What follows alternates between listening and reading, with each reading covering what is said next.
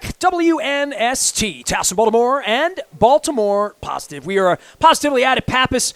Sign on the wall says so. We're having crab cakes out here. It's all brought to you by the Maryland Lottery. Let yourself play. I got my mask out. I am not holding my mask upside down like I did last week when we were up at Conrad's in Abingdon. We were in Cockeysville. Pappas, of course, down at Glen Burnie and Parkville. I've told the story with Justin Wendell about me eating the prime rib when I was 12 years old in Parkville. I didn't know it was Mike Bordick's favorite crab cake place here, and they told me that you were going to talk about the baseball warehouse. And then I start plugging the Beaumont in Catonsville, so you need to know what the steak looks like out there. We're going to be there next Thursday, so stop on by. Pete Caringi from the UMBC Mafia going to be over there with us.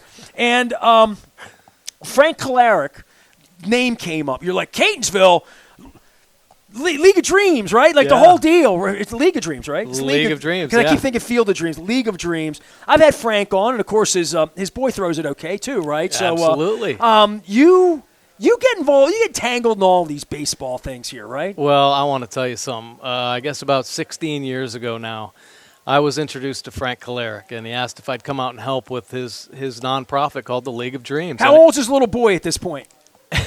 His son? How old was his son? Oh, my gosh. Well, 16 years ago. Yeah. So he was a boy. He was just a kid, right? He might have still been at Catonsville High School. Okay. He may have been. Golly. So you've known him since he was a kid? Yeah. Okay. Absolutely. So you're living and dying with him on the hill in the World Series? He actually said he used to beat me in the backyard. You know, he said, okay, Mike Bordick making a play. I was like, well, you're left-handed, dude. Come on. I knew it was just blowing smoke. But, I got hooked up with Frank, and I just fell in love with his dream of giving kids with any special need opportunities to play baseball and softball. And we have since expanded a little bit. We worked with a CrossFit gym. We've done soccer. We had a great program a couple weeks ago over at UMBC. The baseball team, lacrosse, and the women's soccer team was that made out its there. way onto my social media feed as well. It was unbelievable. We've done so many awesome things. I feel so proud to be a part of that and everything that Frank Kalarick has done. All right, Baseball Warehouse. I know we were talking. I was kidding about Krivda earlier. Kids playing the game. I don't know if you have boys or girls. I don't know how old they are. I didn't Google you because I know you a little bit.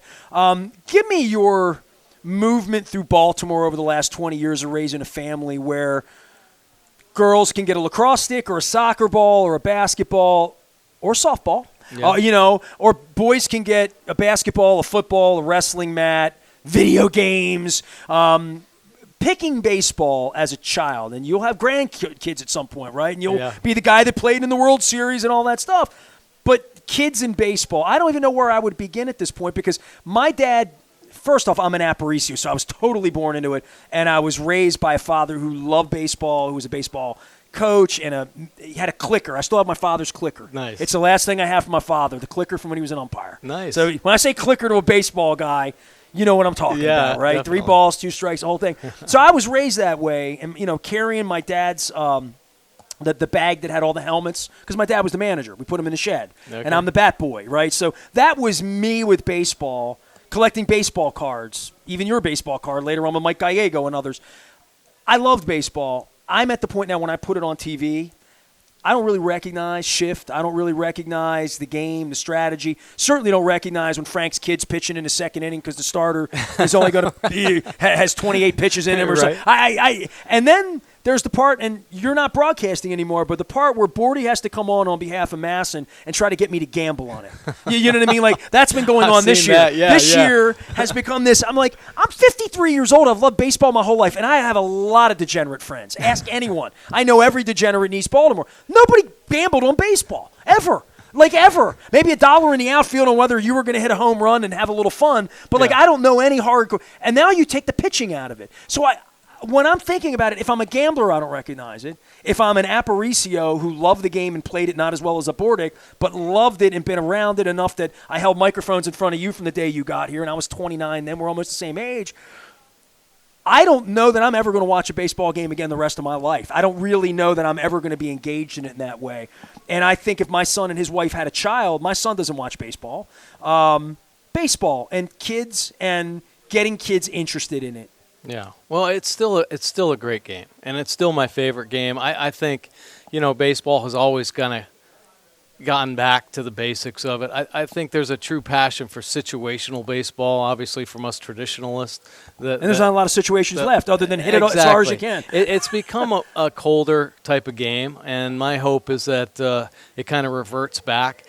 I will say this. The athletes nowadays are much better than they were 10, 20 years ago.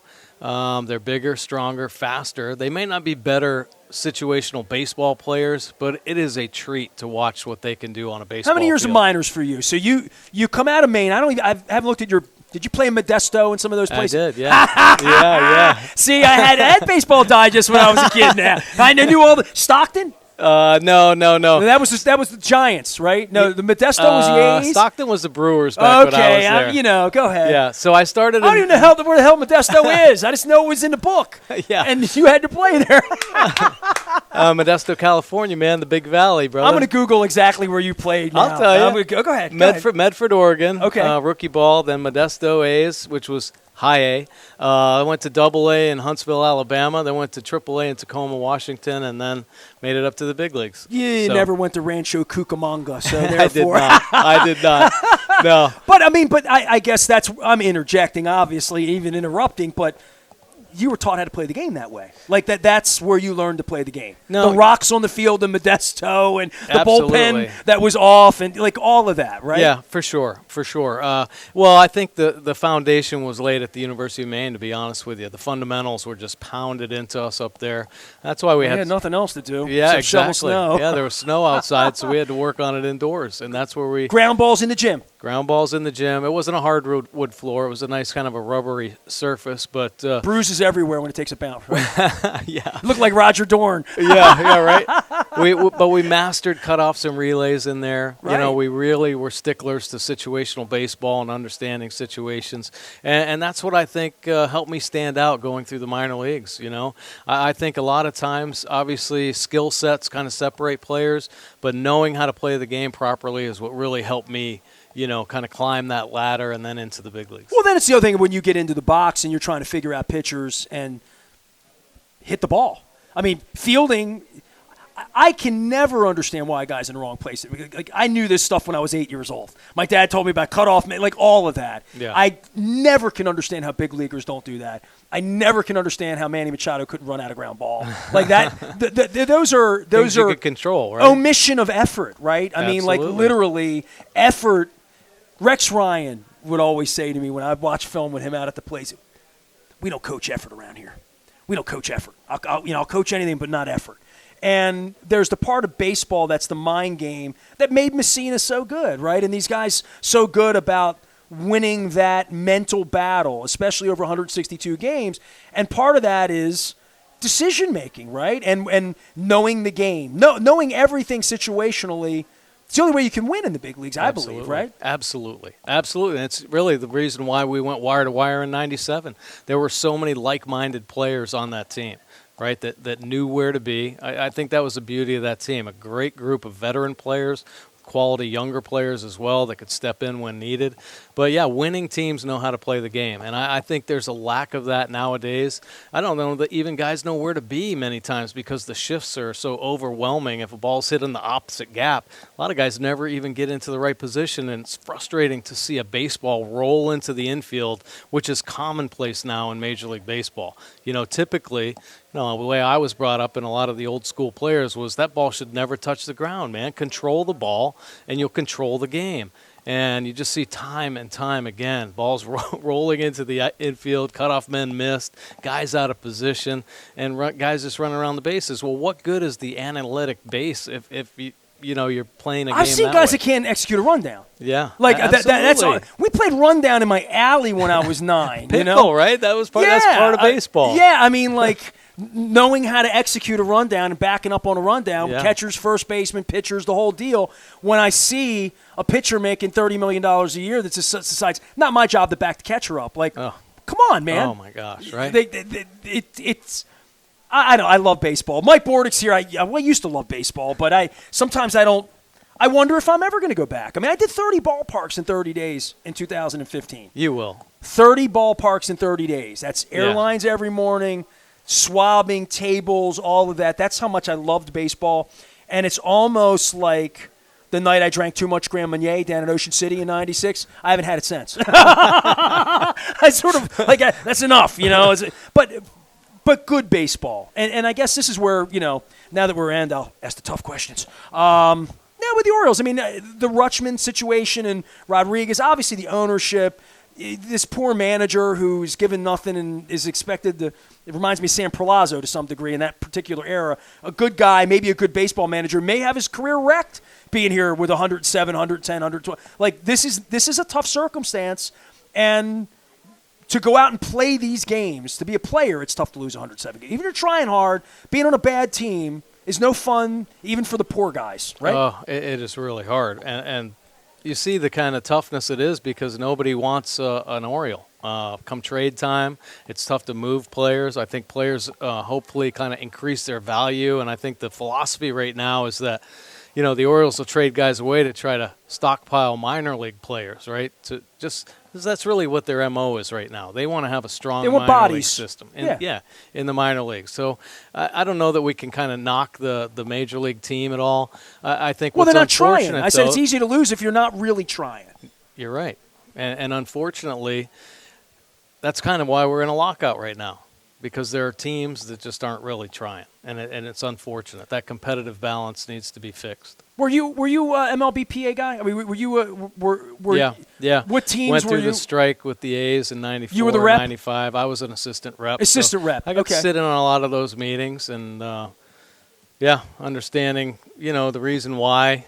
Well, here's where I am, and I've had a couple of guests. By the way, Mike Bordick's joining us here. It's all brought to you by the Maryland Lottery. We're letting ourselves play. We're up at Pappas. We do have a crab cake, and I put it far enough away that I'm not spitting all over it. It is delicious. I can't wait to get into this, but we're too busy talking baseball to be eating crab cakes right now. We'll do that. Crab cakes, beer, and baseball. Maybe it's a Friday afternoon here. I had Robbie Inchmakowski on this week, who is the Pirates' he works like for the Masson for Pittsburgh, AT&T, Root, whatever they are. And we started talking about this. And last week I had Maury Brown from Forbes, and I also had I'm going to have Barry Bloom on from the AP, and Eric Fisher, who's a real insider, was a part of the Washington Times when the Nationals came, a lawyer himself by trade. So I talked to these guys. I said, look, I'm not watching enough baseball to know what the issues are, okay? I remember the issues in 81. My father canceled the Sporting News because he was so pissed at baseball. He took it out on the Sporting News in 81. You're a kid, I'm a kid. We remember that. Baseball's taken away. Then 93 happens, right? You're in the middle of that, right? So you say you're a player rep in 93 or 94. I'm figuring you're in the soup. You delivered the baby, kind of, sort of. Well, you knew Marvin Miller and Donald Fear and all that went into that.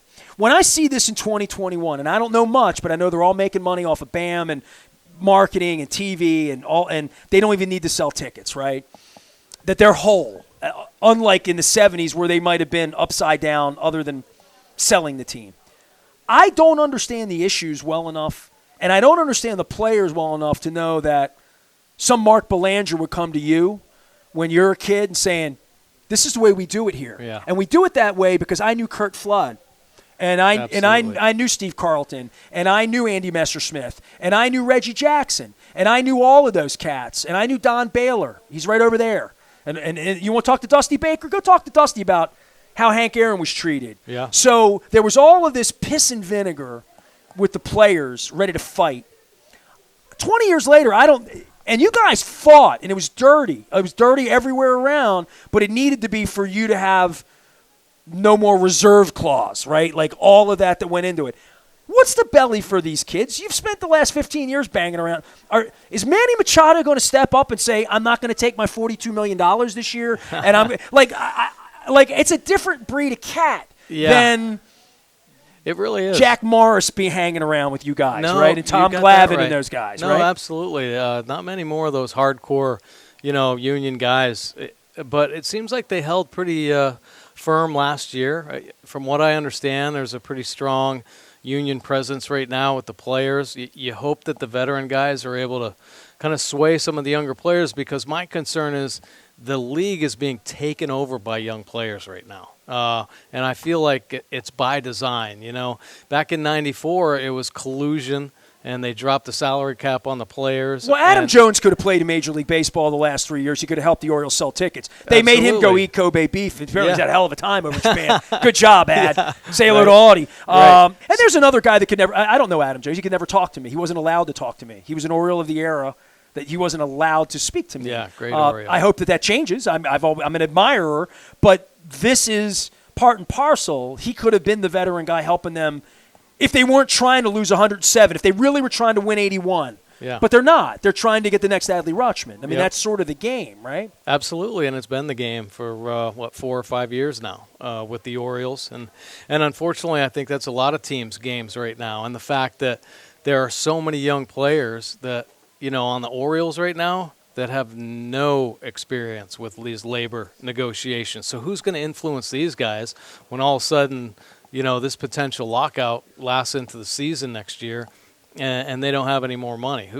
So there's going to be I think the owners have always tried to break the union in that way, and I think they're in a stronger position to do so. And the fact that, I think Major League players. Well, they've destroyed minor league baseball, right? Without any. Absolutely. I kid you about Modesto and Rancho Cucamonga, but you wonder why these kids don't have the training. They don't care. They don't care that the cooks know how to cook in the kitchen. Yeah. Literally, that they don't care that you don't know how to play. They just care that you play pretty good. We don't have to pay you a lot.